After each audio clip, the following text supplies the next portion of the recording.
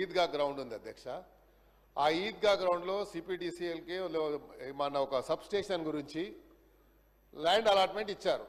అక్కడ ఇప్పుడు రంజాన్ నడుస్తుంది, ఈద్గా గ్రౌండ్ అది. దాని పక్కకు వేరే ప్రభుత్వ స్థలం ఉంది. ఆ స్థలంలో కొంచెం నాకు క్యాంప్ ఆఫీస్కు స్థలం ఇవ్వమంటే అది వాళ్ళు ఐడెంటిఫై చేయలేకపోయారు.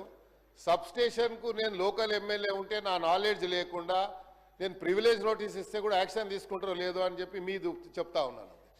ఎందుకంటే ప్రివిలేజ్ మోషన్ ఇచ్చేటువంటి నాకు నా హక్కు ఉంది కాబట్టి, నా ఫండమెంటల్ రైట్ కాబట్టి నేను చెప్పొచ్చు.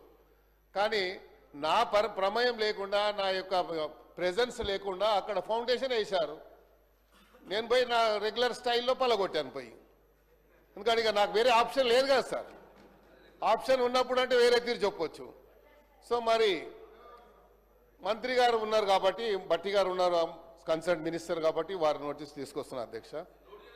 ఇక తర్వాత చెప్తా ఉండు రాజుబాయి నువ్వు